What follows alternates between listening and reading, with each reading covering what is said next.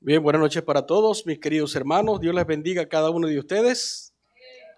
Vamos a continuar en esta hora meditando en la palabra del Señor y vamos a estudiar en esta noche nuestra creencia fundamental número 8.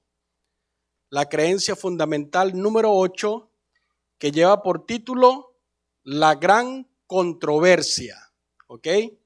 Esa es la creencia fundamental número 8, la gran controversia. ¿Y esa controversia es entre quién? Entre Cristo y Satanás, exactamente. La gran controversia, el gran conflicto cósmico también se le ha llamado, conflicto cósmico entre Cristo y Satanás. La lectura bíblica la encontramos en Apocalipsis capítulo 12. Los invito a que abran sus Biblias en Apocalipsis capítulo 12.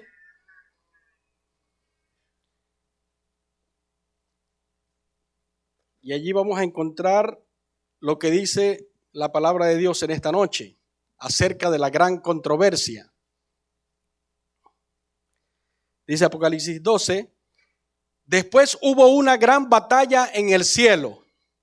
Miguel y sus ángeles luchaban contra el dragón, y luchaban el dragón y sus ángeles, pero no prevalecieron ni se halló más lugar para ellos en el cielo.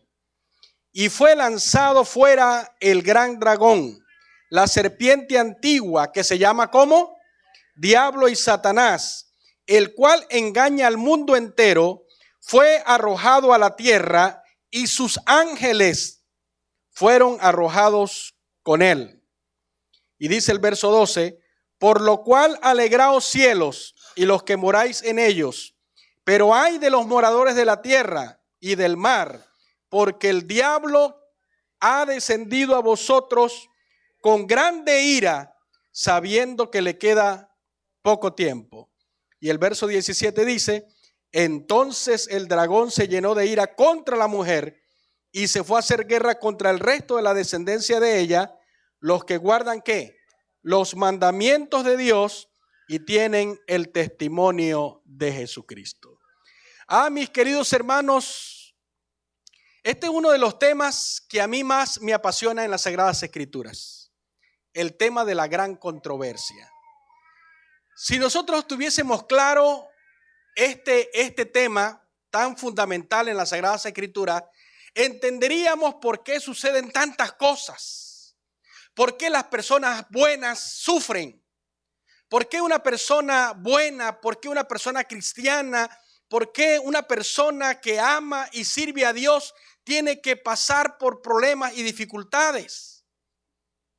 Y cuando lo vemos desde el punto de vista de la gran controversia, nos damos cuenta entonces que nosotros, los seres humanos, tristemente nos hallamos en medio de ese gran conflicto entre el bien y el mal, entre Cristo y Satanás. ¿Y saben cuál es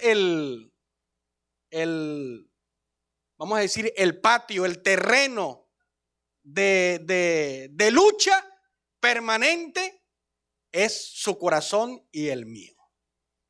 Ese es el terreno de lucha permanente para conquistar su corazón o el mío, ¿verdad?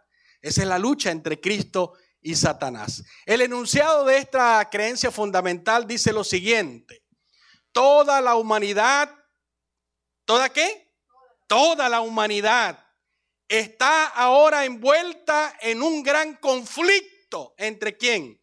Entre Cristo y Satanás en cuanto al carácter de Dios, su ley, su soberanía sobre el universo.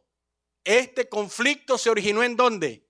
En el cielo, cuando un ser creado, dotado de libre albedrío, se exaltó a sí mismo y se convirtió en Satanás, el adversario de Dios, que condujo a la rebelión a una tercera parte de los ángeles del cielo.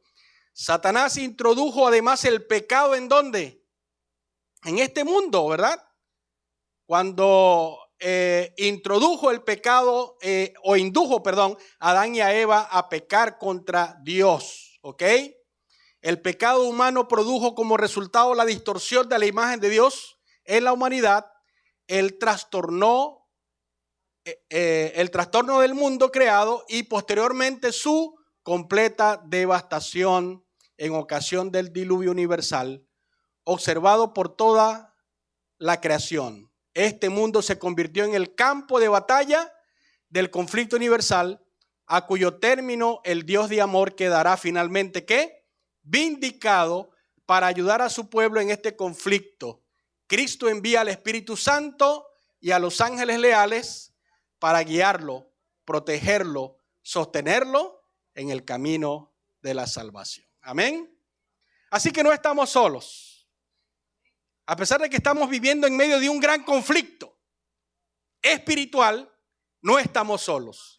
Jesús dijo que estaría con nosotros todos los días. ¿Hasta cuándo? Hasta el fin del mundo. Así que Él nos está ayudando. Bueno, como ya lo dijimos hace un momento allí en el enunciado, ¿cuándo se originó esta controversia?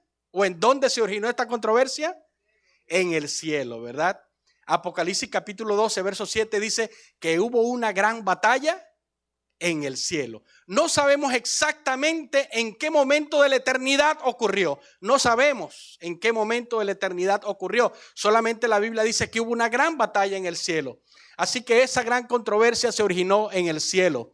La gran controversia tuvo su origen en el cielo mismo, en las circunstancias que ya han sido explicadas en el capítulo anterior que estudiamos la vez pasada, que hablaba acerca del origen del pecado. Ese ángel poderoso, el querubín protector, ¿verdad? El mayor en mando después de Jesucristo, había sido creado perfecto, dice Ezequiel 28:15, pero asumió en lo más íntimo de su corazón una actitud de ¿qué? De orgullo, ¿verdad? Quiso ocupar el lugar de ¿quién? De Dios. Como parte de su estrategia, acusó a Dios de exaltarse a sí mismo al requerir el homenaje de sus criaturas y la obediencia a sus leyes, atacando así la base misma del gobierno de ¿quién? De Dios. Afirmó que la ley de Dios era ¿qué? Innecesaria para los seres celestiales y perfectos como los ángeles, y que además era tan injusta como su autor mismo, y por lo tanto era imposible de ¿qué? De cumplir. Esos fueron los argumentos que Satanás utilizó contra Dios.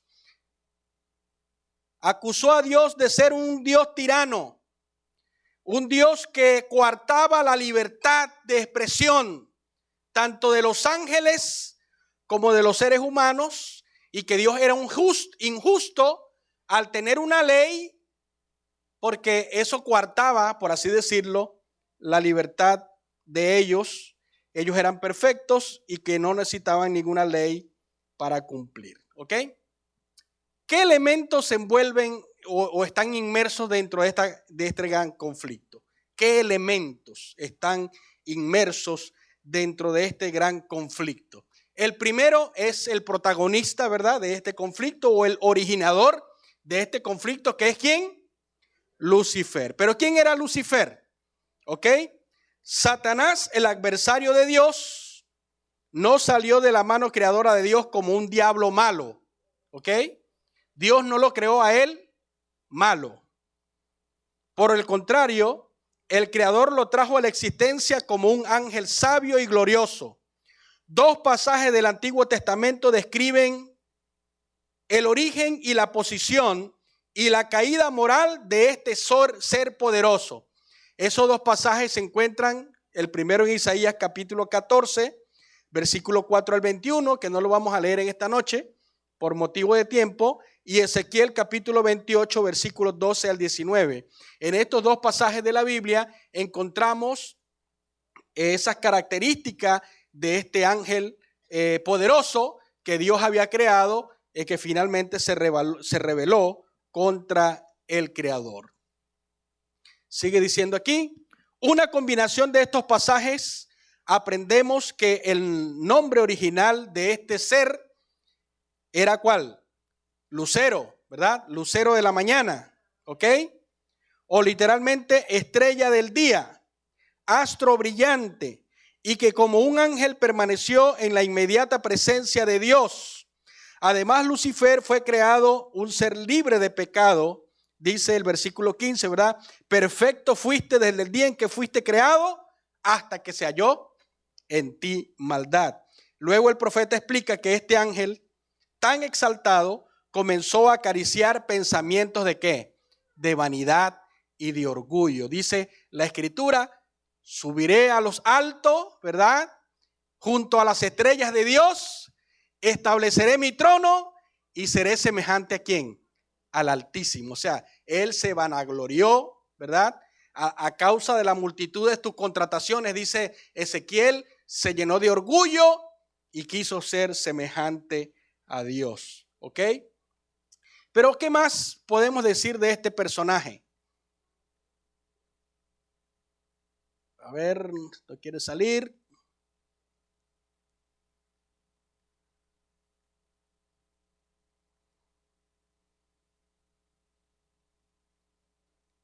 Ok, dice aquí, en la parábola del juicio de Mateo capítulo 25, ¿verdad? Al que desafió la orden de Dios se le denomina también diablo, uno de varios nombres y títulos que se le adjudican a esta demoníaca personalidad. La Biblia también se refiere a él como el tentador, Mateo capítulo 4, verso 1. En Apocalipsis está identificado como el gran dragón, la serpiente antigua, una alusión a la forma que empleó para tentar a Adán y a Eva en el Edén y que engaña al mundo entero, según Apocalipsis 12:9. También se le describe como el maligno, según Mateo 13:19, y el acusador de nuestros hermanos. Noten todas las caras, todos los títulos que se le da a este señor en las Sagradas Escrituras. También se le llama, dice aquí, Satanás también se le ve como el líder de los ángeles que están aliados con él, Mateo 25:41, bajo el título de Belcebú, que significa príncipe de los demonios, Marcos 3:22. A veces a los demonios también se les llama espíritus, Lucas 9:39 y el 42, espíritus inmundos o espíritus malos. A Satanás también se le reconoce en la escritura como el príncipe de la potestad del aire, así le llama Pablo en Efesios 2:2, o el príncipe de este mundo, como lo llamó Jesús en Juan 12:31, y el Dios de este siglo. Interesante los títulos que tiene, ¿verdad? Dice aquí, príncipe de la potestad del aire, príncipe de este mundo, el Dios de este siglo. Pero ese es el que está, por así decirlo, de alguna manera, es el protagonista o el originador, por así decirlo, de este gran conflicto entre el bien y el mal. Pero ¿qué otro elemento está envuelto en este gran conflicto? El otro elemento que está envuelto es la ley moral, ¿ok? Y es interesante, mientras estudiaba este tema, lo que dice en cuanto a la ley, ¿ok? Dios es un Dios sabio que colocó el cosmos, ¿verdad? Que había creado y animado bajo leyes ¿qué? Físicas y naturales, así como la ley de la gravedad, ¿verdad? Es una ley que Dios colocó que rige el cosmos, ¿ok? Hay leyes físicas y naturales. De igual manera, los seres inteligentes están sujetos a las leyes físicas, leyes que ponen en orden su vida. Pero el Creador también nos colocó bajo el gobierno de una ley ¿qué? Una ley moral. Dios determinó que todos los seres creados inteligentes existieran como agentes morales libres, dotados con derecho a ¿qué? A elegir, ¿verdad? Por eso Dios nos creó con libre albedrío, ¿verdad? Muy bien. Esta ley moral expresa la voluntad del Creador y no ¿qué? No oprime. El amor divino podría concebir solo mandamientos justos y buenos. Por eso 1 Juan 5:13 dice que los mandamientos de Dios no son gravosos. ¿Ok? Además, la obediencia no es un trabajo penoso para quien ama al legislador, sino que el amor no hace ¿qué? No hace mal al prójimo. Por eso Pablo en Romanos capítulo 13 menciona que el cumplimiento del amor, el cumplimiento de la ley, perdón, es el amor. ¿Ok? Pero ¿qué más podemos decir de la ley moral? La ley moral, mis queridos hermanos, está expresada en 10 mandamientos. Estos 10 mandamientos, y esta es la parte quizás interesante que aprendí acerca de este estudio. Los 10 mandamientos es una adaptación de la qué? De la ley moral, ¿ok? Del cielo. Es decir, que en el cielo, esto me pareció interesante, yo no sé si ustedes lo sabían, pero en el cielo no existen los 10 mandamientos como nosotros los tenemos acá. ¿Sabían ustedes? ¿Por qué? Porque el séptimo mandamiento, ¿qué dice? ¿Qué dice el séptimo mandamiento? No fornicarás. Entonces, en los 10 mandamientos que nosotros tenemos, o los 10 mandamientos que fueron dados al hombre en el monte Sinaí, es una adaptación de la ley moral que está en el cielo, pero que no son iguales, son una adaptación. ¿Por qué? Porque decía el escrito que estaba leyendo ahora, el libro que estaba leyendo, es una adaptación porque, por ejemplo, el séptimo mandamiento dice, no fornicarás, pero eso no tiene nada que ver con lo que está en el cielo, porque los ángeles son asexuales. Entonces, no le puedes decir a los ángeles, no fornicarás, porque ellos no fornican, porque no son seres asexuales. Así que la ley de los 10 mandamientos es una adaptación de la ley moral que Dios tiene ¿en dónde? En el cielo. ¿Ok? ¿Están entendiendo? Muy bien. Así que estos 10 preceptos para la orientación de la raza humana, son 10 preceptos para la orientación de la raza humana. En el principio dual de la ley moral está declarado en el sumario que Jesús hizo las 2 tablas de los 10 mandamientos. El propósito de la primera tabla, los primeros 4 mandamientos, es amarás al Señor tu Dios con todo tu corazón, con toda tu alma y con toda tu mente. Este es el primero y gran mandamiento, según Mateo capítulo 22, versículos 37 y 38. Y el propósito de los 6 preceptos restantes, ¿ok? Se resume en amarás a tu prójimo como a ti mismo. De estos 2 mandamientos depende toda la ley y todos los profetas. Es decir, los primeros 4 mandamientos tienen que ver con nuestro deber para con Dios, amar a Dios, y los últimos 6 mandamientos restantes tienen que ver con nuestro deber para con ¿quién? Con nuestro prójimo. Por eso la ley se resume en esos 2 mandamientos. Amarás a tu Dios con toda tu alma, con toda tu mente y con toda tu fuerza, y a tu prójimo como a ti mismo. ¿Ok? Sin embargo, vean lo que dice aquí. Sin embargo, la ley moral expresada a las diferentes órdenes de seres creados en preceptos específicos es fundamental al conflicto que se levantó en el universo. La autoridad de Dios, su gobierno y la imposición de su voluntad o ley moral sobre la creación inteligente llegó a ser un asunto de disputa, una polémica que condujo a una separación violenta entre Dios y una gran parte de los ángeles, así como el recién creado orden de la humanidad. Lucifer puso en tela de juicio la necesidad de que los seres santos como los ángeles tuvieran que estar sujetos a los mandamientos morales de Dios.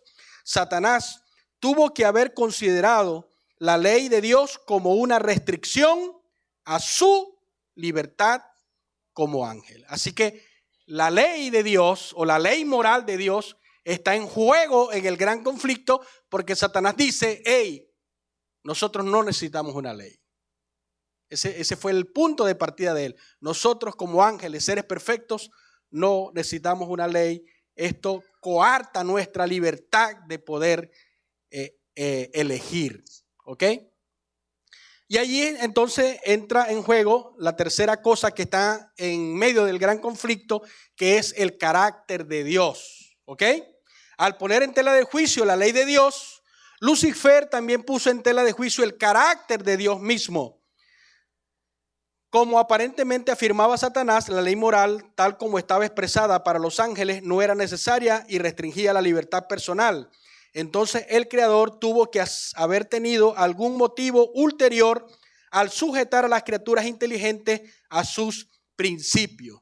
De esta manera, Satanás decía, o sostenía, o sostiene, mejor dicho, de esta manera, Lucifer sostiene que de una manera razonable entre los ángeles que los motivos del Creador eran malos.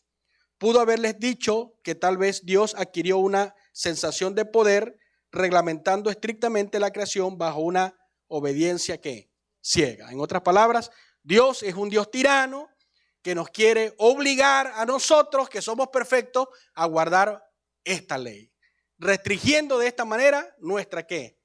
Nuestra libertad. Entonces, el carácter de Dios quedó entredicho, ¿ok? Dios quedó como un tirano, ¿ok? Delante del universo. Y por último, el otro que está envuelto en el gran conflicto es la autonomía de las criaturas. Los dos asuntos anteriores encubren el deseo real de Satanás de ser, ¿qué cosa? Independiente de su creador. Como Dios es la fuente y el sustentador de la vida, se sigue que todos los seres creados son dependientes de Él para su existencia. El deseo e intento de ser independiente de Dios es el pecado principal de la criatura y está en el mismo corazón de la rebelión, desafiar el gobierno divino y sacudirse del yugo de la sumisión y la obediencia. Lucifer deseó ser su propio Dios. Este es el problema de la autonomía.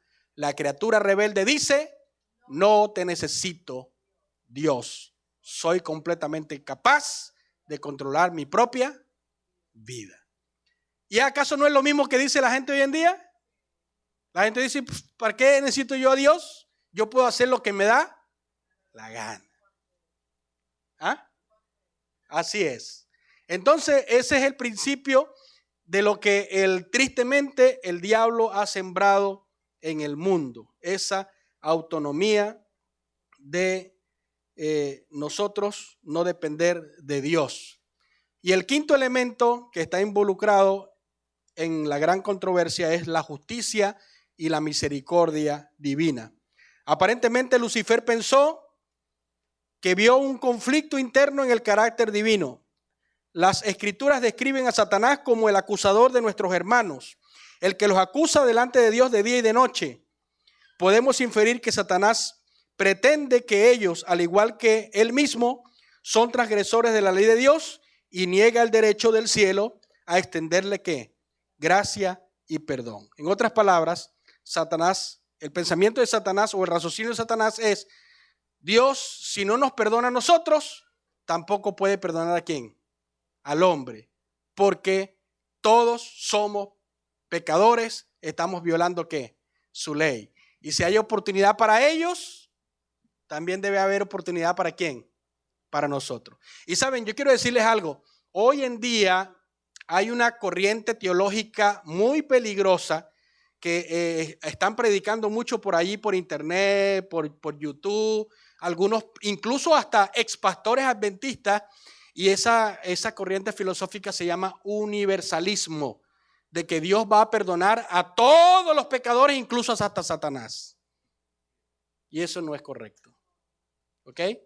Porque Satanás tuvo su oportunidad de arrepentirse, pero su destino quedó sellado en el momento en que Cristo murió en la cruz. Cuando ya Cristo murió en la cruz, el destino de Satanás fue ¿qué? Sellado. Ya no tenía más oportunidad para arrepentirse. ¿Ok? Por lo tanto, esa teoría que anda rodando por allí de universalismo, de que Dios finalmente salvará a todos los pecadores, indistintamente se hayan arrepentido o no, y que incluso perdonará al mismo Satanás, es completamente falso y contrario a lo que Dios enseña en su palabra. Muy bien, entonces sigamos adelante. Esta pregunta, muchos se la han hecho a través de la historia. ¿Ok? ¿Por qué Dios no destruyó a Satanás desde el principio? Desde el mismo momento en que Satanás se rebeló, ¿por qué Dios no lo destruyó? Si sabía todo el daño que causaría a través de todo el universo y de toda la humanidad, ¿por qué Dios no lo destruyó? ¿Se han preguntado ustedes eso alguna vez? Esta pregunta se ha repetido por muchos años a través de la historia, ¿verdad? ¿Por qué Dios no lo destruyó? Dios pudo haber puesto en acción su poder superior y aplastar la rebelión de manera que inmediata, destruyendo al opositor y a todos sus seguidores. Sin embargo, el Eterno, en su infinita ¿qué? Sabiduría, eligió un plan de acción diferente. ¿Y cuál fue el plan de acción diferente? Déjalos. Que ellos muestren su verdadera cara. ¿Verdad? Porque recuerden que como el mal se originó en el cielo, donde todo era ¿qué? Perfecto. Cuando Satanás comenzó con sus insinuaciones en relación al carácter de Dios, era algo completamente extraño, era algo completamente nuevo, nunca antes visto. Así que todos los ángeles estaban y todos los seres no caídos estaban en la expectativa. Oye, ¿será cierto lo que este hombre está diciendo? ¿Que Dios nos quiere coartar nuestra libertad con esta ley? Así que Dios los dejó, ¿verdad? Por eso Jesús dice, por sus frutos ¿qué? Los conoceréis. Así que los dejó que actuaran, que siguieran actuando. Dios no podía ceder a un espíritu de precipitación indebida. Debía obrar de tal manera que su justicia, su amor benevolente quedasen plenamente ¿qué? Establecido a la vista de todo el universo. Los ángeles estaban engañados en cuanto a las verdaderas intenciones del líder de la rebelión. Los habitantes del cielo y de los otros mundos no estaban aún en condiciones de comprender ni la naturaleza ni las consecuencias del pecado y por ende tampoco hubiesen entendido la drasticidad de Dios al castigarlo. Si Satanás hubiese sido destruido de manera inmediata, ¿qué pasaría? Los demás seres hubiesen servido a Dios más que por amor, por temor, ¿verdad? Claro, porque si apenas este se rebeló, ya lo destruyeron, pues más vale andar ¿qué cosa? Derechito por la goma, ¿verdad? Exactamente. Le hubiese dado la razón a él, ¿verdad? Mira, sí, Dios es malo, injusto. La rebelión hubiese sido peor. Ya no hubiese sido uno solo, sino muchos más todavía. Así que Dios lo dejó. ¿Ok? Esta gran controversia, como ya lo dijimos, comenzó en el cielo, pero después fue trasladada ¿a dónde? A la humanidad. Como dice Apocalipsis 12, 7 en adelante, el gran conflicto comenzó en el cielo. Cristo luchando contra el dragón, y luchaba también el dragón y sus ángeles, pero estos no prevalecieron y fueron arrojados ¿a dónde? A la tierra, ¿verdad? ¿Por qué lo lanzaron para acá? ¿Por qué no lo lanzaron por otro lado? El conflicto se trasladó a la tierra, porque era el planeta más nuevo, por así decirlo, que Dios había creado. Exacto, no lo iban a recibir, ¿ok? Como este era el planeta más nuevo, entonces Dios necesitaba poner a prueba la humanidad a ver si eran fieles a su ley, porque lo que estaba en juego era el carácter y la ley de Dios. Así que Dios, en su sabiduría, sometió a prueba a la humanidad. Por eso el conflicto se trasladó a este planeta. La gran controversia involucra a los poderes y a los habitantes de este mundo. Este hecho quedó primeramente demostrado con la incursión de Satanás en el jardín del Edén, el hogar original de la familia humana. Allí comenzó en nuestra esfera una contienda entre el bien y el mal que se ha extendido por los siglos. El objetivo de esta contienda es ganar el control de la ¿qué? De la mente humana, ¿ok? El destino actual del mundo, el desafecto actual del mundo hacia Dios es parte de ese gran conflicto y es un testimonio que apoya la realidad de que estamos describiendo. Nuestros conflictos personales internos, incluyendo nuestros temores, son en realidad un reflejo de la gran controversia, pues el campo de batalla en el que ésta se pelea no es otra que la mente humana, y nadie está exento de participar de este gran conflicto, ya sea de manera activa o de manera pasiva, consciente o inconscientemente, pues tal como Cristo lo dijo, el que no es conmigo, contra mí es, y el que conmigo no recoge, desparrama. Así que de manera consciente o inconsciente, todos estamos participando ¿de qué? De este gran conflicto que se está librando directamente en cada ¿qué? En cada mente humana, en cada corazón. ¿A quién vas a servir? ¿O a Cristo o a Satanás? Interesante, ¿verdad? También hay la gran controversia también está asociada a la palabra de Dios. El enemigo de las almas, mis queridos hermanos, ha querido destruir este sagrado libro. La enemistad de Satanás contra Dios se manifiesta en oposición a su palabra, la Biblia. Algunos ataques a la palabra de Dios son los siguientes: por ejemplo, minimizar el valor que la Biblia tiene en la mente de la gente. Otro ataque: hacer que aunque la gente tenga una Biblia, la ignore por completo, ni la lea. ¿Ok? Inducir a muchos a usar la Biblia como ¿qué?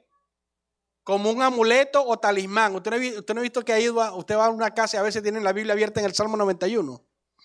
Y que para que el Señor me proteja. La Biblia no es un amuleto ni un talismán, ¿ok? Ni una pieza decorativa para ser puesta en un lugar visible de la casa, sino para ser leída y obedecida. Amén. Hacer que tanto dirigentes religiosos como sus dirigidos, le den más importancia a otros medios más como guías para la vida religiosa, como por ejemplo la tradición. Y por último dice aquí, cargar la Biblia con oprobio y falsas acusaciones. Ejemplo de esto son las aseveraciones de que es un libro misterioso, imposible de entender, o que su lectura conduce al desequilibrio ¿qué? Mental. Muchas personas le dicen, si tú te pones a leer la Biblia te vas a volver loco. ¿Sí o no? O muchas personas dicen, mire, yo leo la Biblia pero es que no la entiendo. Ese libro es muy enredado. A mí me han dicho, mire, yo no leo la Biblia porque cuando la leo me da miedo. ¿Usted no ha escuchado eso? La gente dice que cuando lee la Biblia le da miedo porque yo veo que ahí hay bestias y animales y plagas. Mire, yo prefiero no saber nada. Entonces, todos esos son ataques que Satanás hace, ¿verdad?, contra la palabra de Dios. Pero no solamente ataca la Biblia, también ataca la iglesia, ¿ok? Recordemos lo que dice Apocalipsis 12:17. El dragón se llenó de ira ¿contra quién? Contra la mujer, y se fue a hacer guerra contra el resto de la descendencia de ella, los que guardan los mandamientos de Dios y tienen la fe de Jesús. La gran controversia cósmica involucra de este modo directo a la iglesia de Cristo. Como representante corporativo que es de Cristo en la tierra, la iglesia es el blanco especial de los ataques del maligno. Él sabe que al atacar a los miembros de la iglesia está atacando ¿a quién? A Dios mismo. En su enemistad contra Dios y su plan para el mundo, Satanás ha tratado siempre de estorbar la obra de la iglesia e impedir el cumplimiento de la misión. En consecuencia, la iglesia ha sufrido cruentos ataques de afuera y de adentro. Porque Satanás no solamente ataca a la iglesia desde afuera, también la ataca ¿desde qué? Desde adentro. ¿Por qué? Porque Satanás también hace evangelismo. ¿Sabían ustedes? Hay una cita que no se las traje, pero se las puedo traer en una próxima ocasión. Hay una cita del libro Evangelismo que dice que Satanás se encarga de traer a la iglesia personas que no son ¿qué? Convertidas, para que se conviertan en piedras de tropiezo y conflicto dentro de la congregación. Así que él se encarga de atacar a la iglesia tanto desde afuera como desde adentro, ¿ok? Como por ejemplo los elementos de apariencia de oveja que en su interior, ¿verdad?, son movidos por intenciones como lobos rapaces. Estos son miembros o líderes de la iglesia que lejos de ser participantes del manso espíritu del Cordero, son animados y dirigidos por el espíritu ¿de quién? Del dragón. Ya vamos a terminar, ¿verdad? La gran controversia y la escatología. Dice, la intensidad de este conflicto arrecia a medida que se acerca ¿qué? El fin. El supremo líder de la oposición a Dios está haciendo tal preparación de su arsenal para usarlo en contra de los habitantes de este planeta, que la inspiración registra como un ay pronunciado en el cielo y explica que la intención de la furia del diablo se debe a que sabe que le queda ¿qué? Poco tiempo, ¿verdad? Apocalipsis 12 dice: ay de los cielos y de la tierra, porque el diablo ha descendido sobre vosotros ¿con qué? Con grande ira, porque sabe que le queda poco tiempo. Simultáneamente, una gran expectativa se apodera de quienes moran en este planeta. Jesucristo mismo predijo que en los últimos días los hombres desfallecerán por el temor y la expectación de las cosas que sobrevendrán sobre esta tierra. En estos últimos días de la historia humana son decisivos. Es en el marco de los eventos relacionados con el fin que toma lugar la condenación de la Babilonia, como también su caída. Se marca así el final de este gran sistema religioso de error y confusión que se ha opuesto por los siglos a Dios y a la verdad, engañando a incontables de millones de habitantes de esta tierra, ocasionando así su destrucción eterna. Pero saben, mis queridos hermanos, este conflicto pronto, muy pronto llegará a su final. Amén. Pronto, muy pronto llegará a su final. El fin de la gran controversia se acerca. Amén. Vienen días cuando las sombras arrojadas por el maligno sobre el carácter de Dios se disiparán y toda la tierra será llena del conocimiento de la gloria de Dios como las aguas que cubren el mar. El Apocalipsis describe el último asalto del gran combate de todos los siglos, la batalla final, el Armagedón, ¿ok? De esta guerra milenaria. Aunque el número de los que siguieron a Satanás es como la arena del mar, lo dice Apocalipsis 28, él será finalmente ¿qué? Destruido en un lago de fuego, junto con ¿quién? Con todos sus secuaces y todos aquellos quienes hayan ¿qué? Rechazado el amor de Dios. Serán finalmente destruidos y la muerte misma también será destruida para siempre. Malaquías capítulo 4, versículo 1 y 2 dice: viene el día ardiente como un horno, en la cual todos los que son, todos los soberbios y todos los que hacen maldad serán como ¿qué? Como estopa. Y aquel día vendrá y los abrazará, y no quedará de ellos ni raíz ni rama.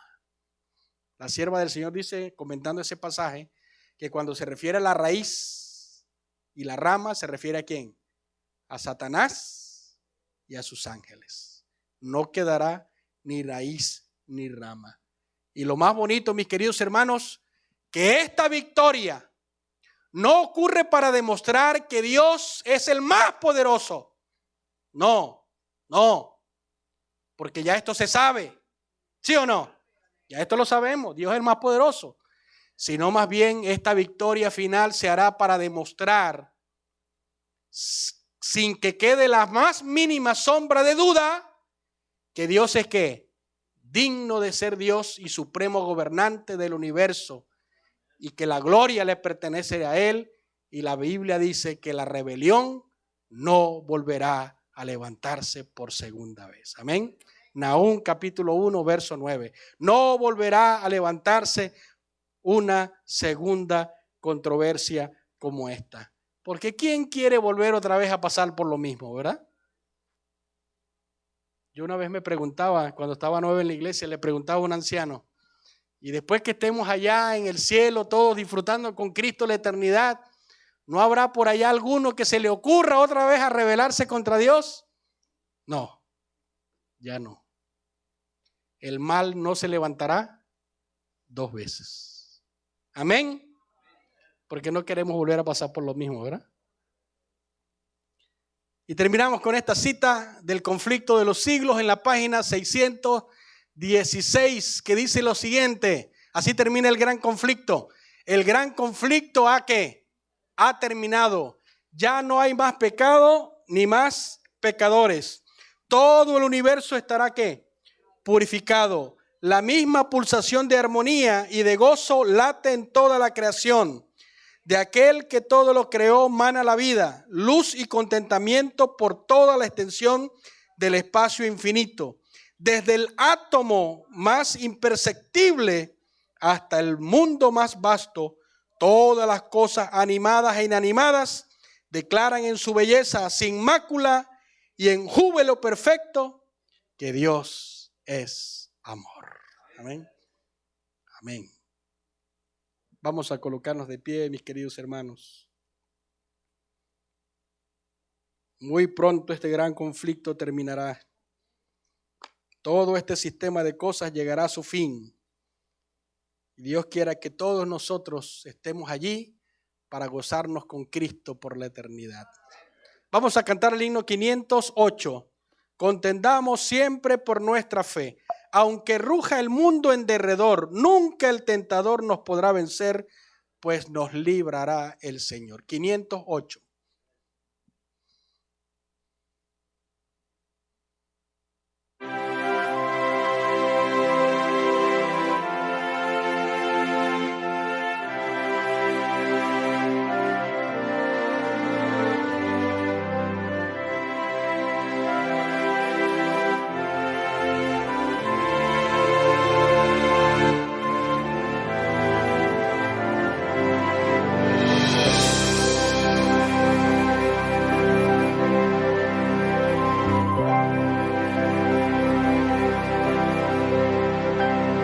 Contendamos siempre por nuestra fe, aunque ruja el mundo en derredor, nunca el tentador nos podrá vencer, pues nos librará el Señor. Si vencemos aquí, reinaremos allí en la gloria celestial. Si llevamos la cruz por amor de Jesús, la corona Él nos dará. No seamos tibios del corazón, ni dejemos nunca el primer amor. Mantengamos firme la profesión de la fe del Salvador. Si vencemos aquí, reinaremos allí en la gloria celestial. Si llevamos la cruz por amor de Jesús, la corona Él nos dará. Procuremos todos la santidad, sin la cual ninguno verá al Señor. Gozo, paz y eterna felicidad, Cristo da al vencedor. Si vencemos aquí, reinaremos en la gloria celestial. Si llevamos la cruz por amor de Jesús, la corona Él nos dará.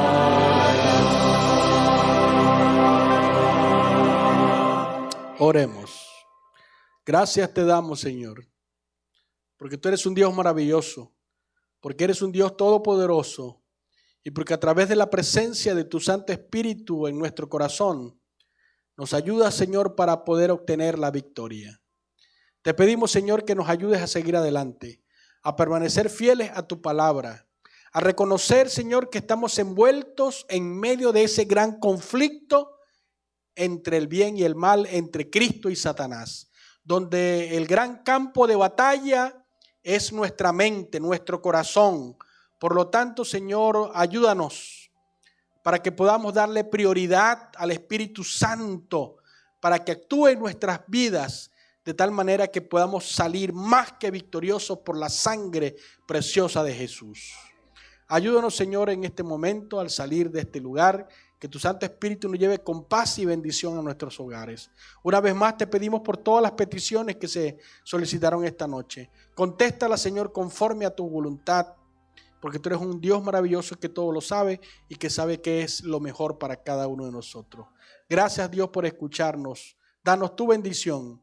Despídenos de este lugar, pero no de tu presencia.